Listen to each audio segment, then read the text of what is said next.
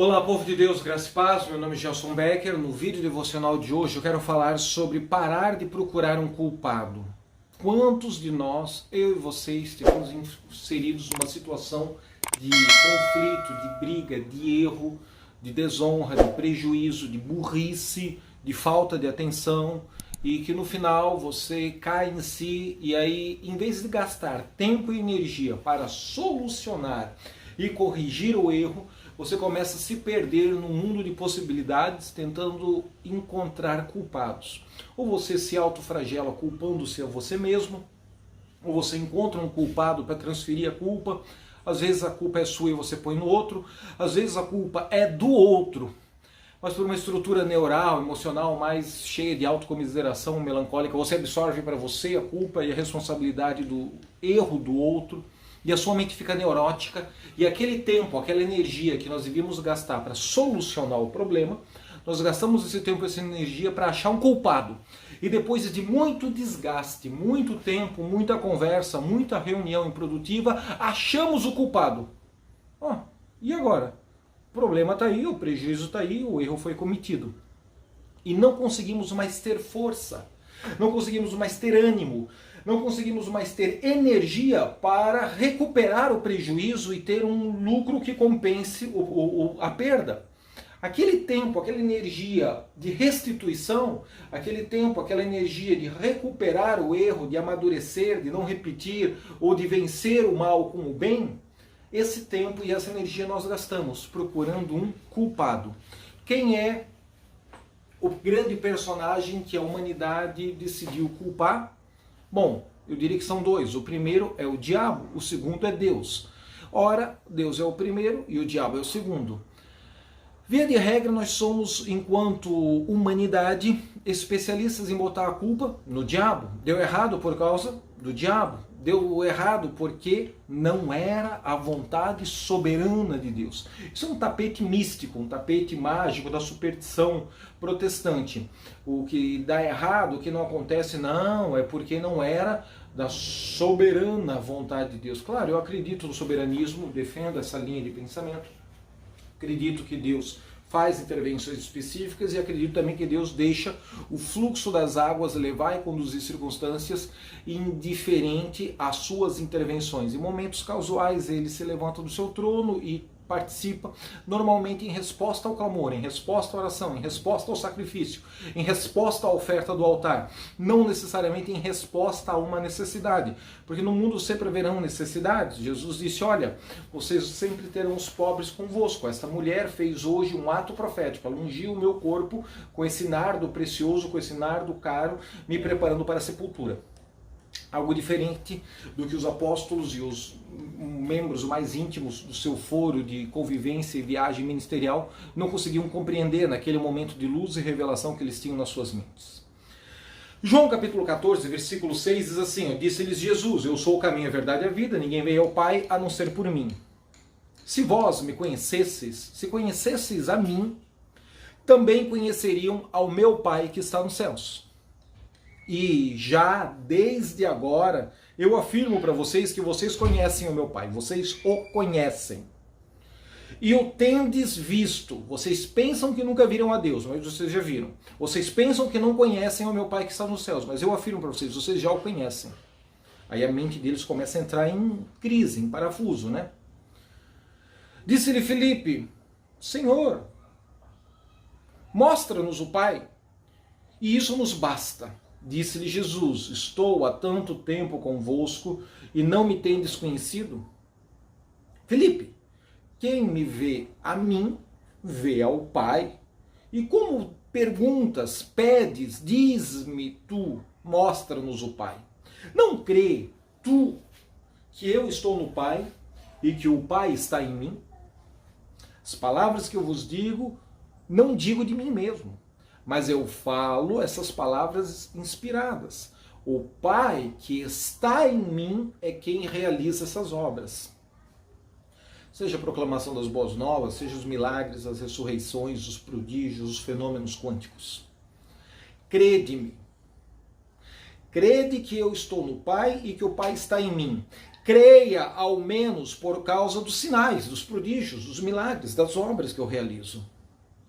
Na verdade, vos digo que aquele que crê em mim também fará as obras que eu faço e as fará maiores do que essas, porque eu vou para junto do meu Pai. Cara, esse texto aqui é poderoso demais e nós poderíamos falar dias a respeito de toda essa riqueza desta revelação de Jesus.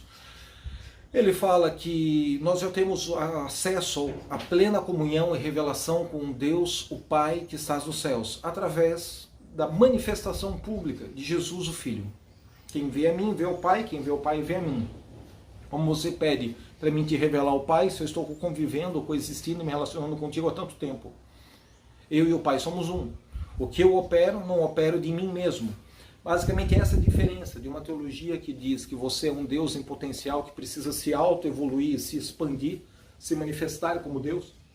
Jesus é mais um coadjuvante entre tantos deuses da história da humanidade.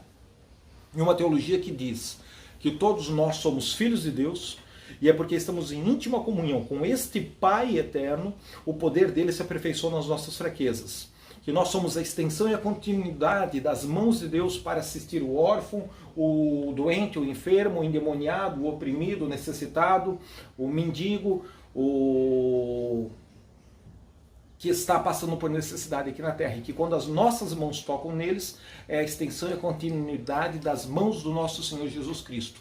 Que é a extensão e a continuidade das mãos de Deus Pai Todo-Poderoso, pré-existente e Criador do céu e da terra.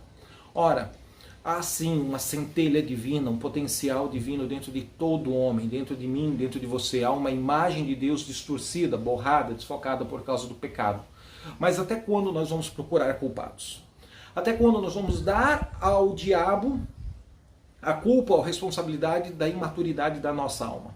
Até quando nós vamos duvidar do diabo e não acreditar que ele é o pai da mentira, que ele veio para roubar, matar, destruir, e que muitas coisas ruins que acontecem no nosso redor é feito pela instrumentalidade do homem corrupto, do homem pecaminoso, inspirado, catalisado por demônios. Então você também não pode abraçar uma teologia cética que não crê na existência do diabo e não atribui a ele a sua responsabilidade pelo caos, pelo desequilíbrio, pelo mal e pelo pecado no sistema. Não, ele existe, ele é real, mas nós também não podemos botar toda a culpa nele. Temos que ter luz de maturidade para assumir a nossa responsabilidade adâmica e pecaminosa e não desprezar este efeito catalisador, multiplicador dos demônios. No entanto, talvez eu esteja falando com pessoas que estão nos últimos anos da sua vida botando a culpa em Deus, botando a culpa no Pai Todo-Poderoso que está nos céus, dizendo, eu perdi a minha mãe porque Deus, o Pai lá nos céus, acordou de mau humor, veio um furacão e o meu pai e minha mãe morreu no furacão e me tornei um órfão sendo estuprado e molestado sexualmente num orfanato de qualquer instituição religiosa. Não. Deus, o Pai, não teve este plano, este projeto e este desenho para a sua vida. O que acontece de mal comigo e com você necessariamente não quer dizer que foi desenhado e planejado e promovido por Deus. Existem demônios que fazem isso independente da permissão de Deus. Um Satanás que rebeliou-se na eternidade passada continua a se rebeliar todos os dias, assim como um ser humano que se rebeliou no Éden continua a ser responsável pelo exercício consciente do seu livre-arbítrio, de obedecer ou desobedecer aqui e agora. Não é somente Adão no Éden que tem o poder de desobedecer a Deus, não. Eu e você temos esse poder todos os dias e isso nos torna responsáveis. E é essa luz de maturidade que pode nos tirar dessa bolha de caos, deste eletromagnetismo do inferno e das circunstâncias malignas, das sementes de desonra que estão florescendo e nos obrigando a colher o que nós não gostaríamos de estar colhendo agora. Existe um Deus, ele é eterno, ele é soberano, mas ele não fica interferindo todos os instantes. Ele deixa o jogo rolar. Ele estabelece regras para essa partida de futebol. E quando as penalidades acontecem, ele interfere. Mas necessariamente não quer dizer que ele sinta prazer ou alegria num terremoto, num maremoto, numa catástrofe, numa pandemia global, num vírus feito em laboratório e comercialmente distribuído de forma estratégica para enriquecer alguns e empobrecer a muitos. Deus não está nisso, Deus não foi o autor disso. O fato de Deus ter dado ao homem o poder criativo e o homem usar esta habilidade criativa para criar o mal, não quer dizer que Deus tenha perdido o controle da circunstância, mas com toda certeza eu quero te dizer que Deus não é o culpado. Então pare de culpar ao diabo, pare de culpar a Deus, pare de culpar a si mesmo.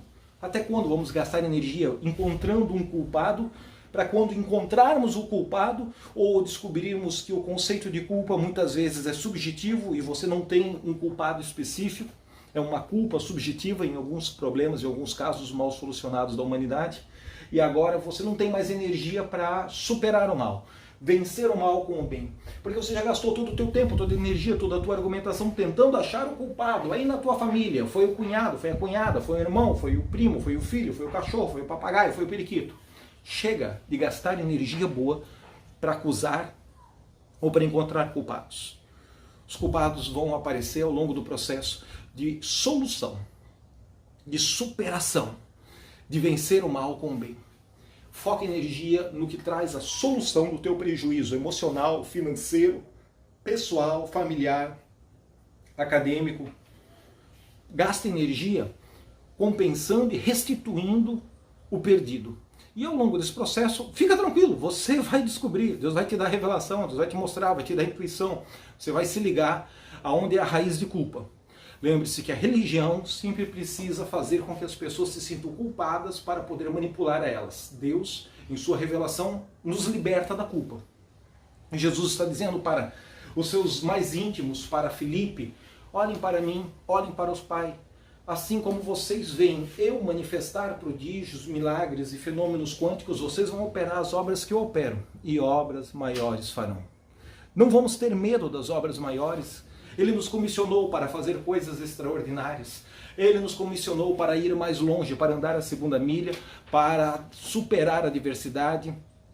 E no meio do caos, no meio da pandemia, seja ela econômica, política, manipulada, um grupo de elite global ou um bando de serroelas irresponsáveis num laboratório, não importa. Somos mais poderosos do que o mal que nos afligiu. Você é mais forte do que essa circunstância do inferno que se levantou contra a tua vida. Não adianta ficar culpando o diabo.